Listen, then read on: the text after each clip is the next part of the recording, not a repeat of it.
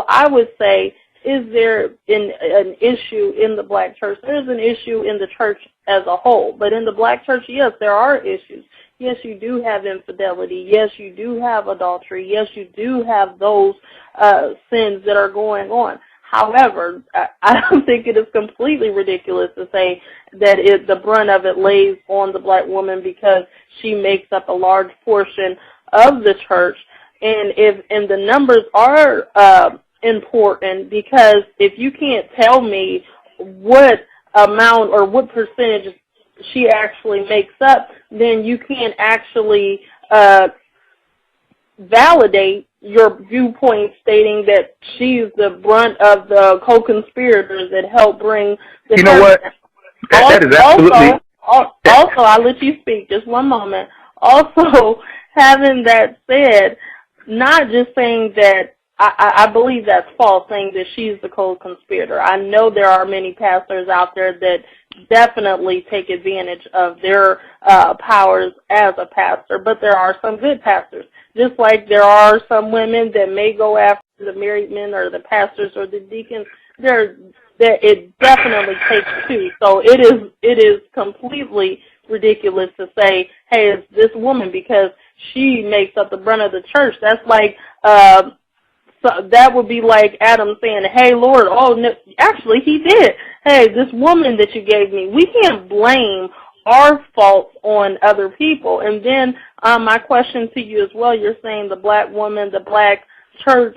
So what is it actually that you stand firm on? Are you just going to completely, if you were to date, would it be completely outside of your race because you're saying that the black woman is she no longer has value, no one wants her, she's deemed unnecessary? So that would be my question to you. What you stand firm on as far as religion or as far as what a woman should have of value? Should she be outside of your race, or do you just want us to be stronger as a people?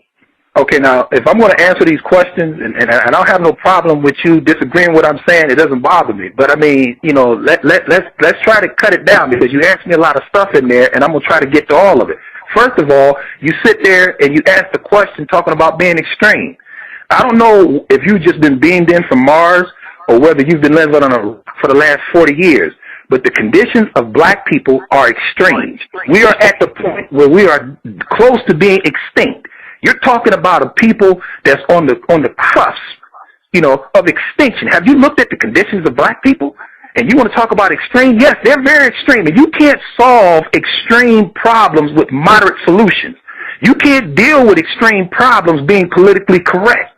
You can't deal with these problems if you don't want to offend people and tiptoe around, not stepping on their toes. Now, again, like I said, if you want to sit back and debate the percentage of black women in the church, you do that. But I don't think anybody that you ask would disagree with the fact that the black church is overwhelmingly populated with black women. That's Ray Charles could see that. That's not hard to figure out. So now, and then when you say that, and I don't mind you quote me, but when you quote me right. I didn't say the black woman took the brunt. I said she is a co-conspirator. And based upon that definition means that there's equal blame between her and worthless pastors. I did not put more blame on her. I said now she's overwhelmingly keeping the church afloat because she's paying her money and she's opening her pocketbook, and in some cases she's opening her legs. So I don't have no problem you quote me, but I just want you to quote me right. Now, as far as dating, that ain't even an issue. Why does that always have to be an issue when you want to talk about the issues that are prevalent to black people or the church? It always has to come down to just because you're saying something that some people may perceive as being hard against black people, all of a sudden you don't want to date black women. Listen, I have no problem with dating black women. But the fact of the matter is that you can't hold a conversation with them. You can't discuss politics with them. You can't talk about geopolitical issues with them. You can't talk about things that matter and of substance. Now, if you want to talk about Monique or who had on what on the red carpet, or if you want to talk about some other buffoonery or foolishness, then you're right at home with them. But you can't take her and sit in a coffee shop and have a serious conversation as a black female as to why your first black president will not nominate a black woman for the Supreme Court. And you can't have that conversation with no black woman. And this is an issue that black women should be incensed over. But you know what? You don't hear nothing from them. Because you know why? They're too busy trying to defend the fact that they helped murder this black church. Nobody can get away from that. The black church is dead. This black woman is a co-conspirator of that murder. And if you want to bring them up on charges, you're going to bring that pastor up on charges. You're going to have to bring that black woman up on charges. And as an enabler and also a co-conspirator, you're going to have to get deacons. We have our chat room is on fire right now, and our IMs, I can't keep the IMs off my computer screen. We have comments that range the gamut from Mr. Carroll being insensitive, being ignorant, to do you probably date white women? No black women will date you, and we are getting these comments from Toledo, from D.C., from it's about pretty much, and nobody from the West Coast has chimed in, but the East Coast seems to have the lock pretty much now. So let me answer that. Can I answer that? Can I say something about that? Before you answer, hold on. Let me deal with that. Let me deal with, and see. Listen, I understand that. I have very thick skin. I'm not new to this. As Andre, you can attest. I'm not new to this. I don't have thin skin. I'm not saying you like either one of you or any of your listeners, but I'm not easily offended by this. So if somebody say, well, you just mad, or what black woman hurt you, or you, how can you talk about black women like that, and your mom is black? That is so insane. It's insane, because if anybody cannot see the difference between our mothers and their generation and this current crop of black females today, then, I'm wondering what they're smoking. This woman she is what she is. She has fallen to the bottom of the dating food chain, and like I said, 90% of it is her own fault. Ms. Joe? Okay, well, for one, I respect everyone has their own personal view. I would have to ask Dr. Carroll, my reason for bringing dating in, actually, there was, an underlying issue. If you feel like she's worthless, if you feel like she has low value, low morale, low self-esteem, she doesn't have substance, she's not educated enough, then how could you look to her and say, oh, this is someone that I would consider? I mean, that would be like, okay, well, I'll just settle. I know that you're not worthy of me, but I'll just settle and be with you. And then the reason why someone would bring your mother in or anything of that nature, because either you're going to date someone twice your age who's about 80 years old, or you would have to look at a woman and say, you know what, some of them may have low morale, but there is someone worth it. Some of them may not be as educated, but there are some who definitely have deep roots of education. They may have their PhDs, their masters. They may be as equally as street smart as they are book smart. So I say people tend to tune you out when you get too extreme. If you say there's a problem in the church. The reason why I asked about the numbers, once again, is because I'm not stating, yes, anybody could go to church, as you put it. Ray Charles could go to church and see that the women outnumber the men. But having that said, just because the women outnumber the men, for there to be the co-conspirator, and you keep saying the women, the co-conspirator means the church as a whole needs work. The church as a whole needs to be more educated. The church as a whole has things that has challenges. So one would more respect or more be willing to hear your viewpoints if that was, how you were presenting this. But you're presenting it as you're pointing fingers. And usually when you point fingers, there are three pointing back at you. What is it that you have? How do you feel about yourself as a black person when you are attacking other black women and the church as a whole? Joe, that comment, I don't even think is fitting in such a serious discussion. That comment I would relegate to the playground.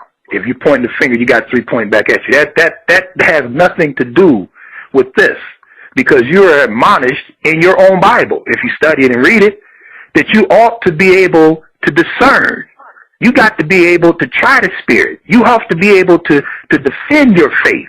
That don't mean that you're judging. That don't mean that you're pointing a finger. All that means is that you're doing what your Bible admonishes you to do. So if you're sitting in a church and you're trying the spirit and you're in tune with God and that guy is not living the life that he professes and says that he's been called to live, why are you still sitting there?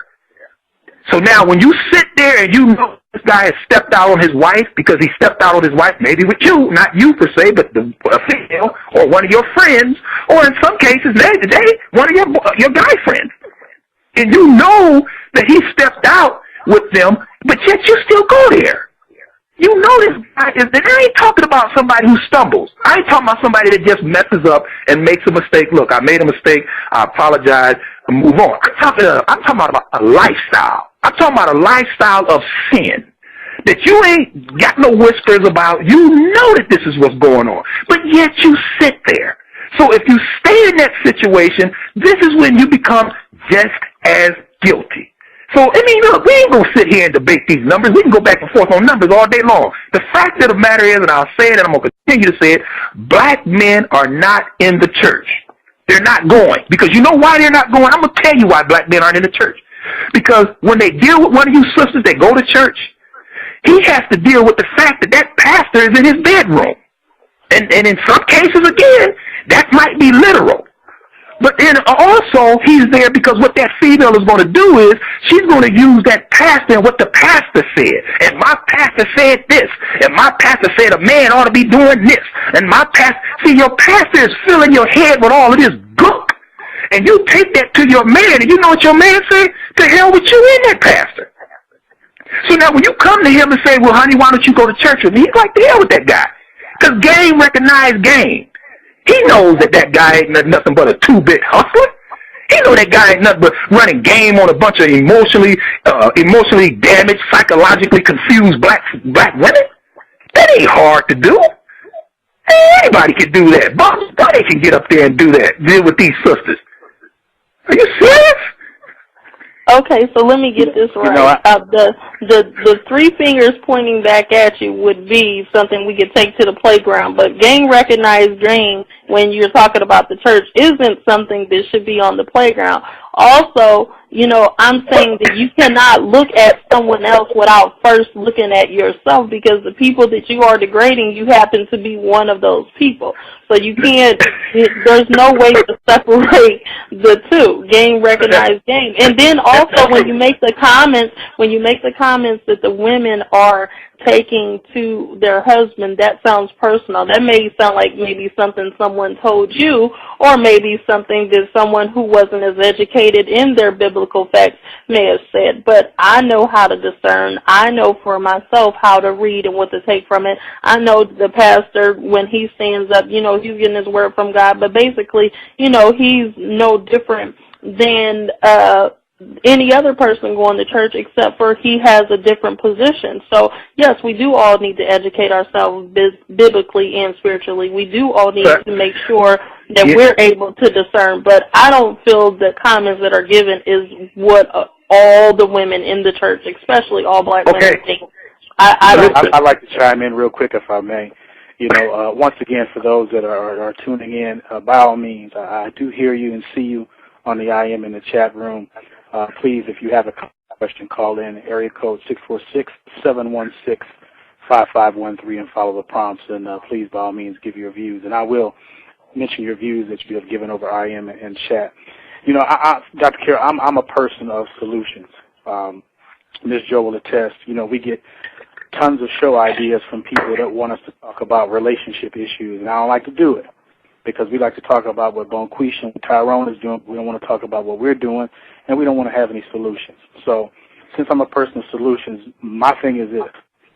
We have some ills in our church, and I agree with you, because Ms. Jo will attest to you, and some of our listeners will attest that I have some major bones to pick with the church also. However, I do believe that at some point somewhere there are folks, good folks, that have been able to keep the life support going on the church, so to speak, that have sparked life in. I've talked to people that have had their lives changed. They've come off the streets. I've talked to women that have been lost and out of touch, unaware, you know, unsavvy. and because of giving themselves, giving their lives over to God, and becoming a part of a ministry, they have actually turned themselves around. And I give them credit for that, you know. But with all of this that has been said, with all of your diatribe that you have given us, with every thought and nuance that you've conveyed, my question is to you, what is the solution? You know, I refuse to believe and accept that it's just a dire strait, that there's nothing else we can do,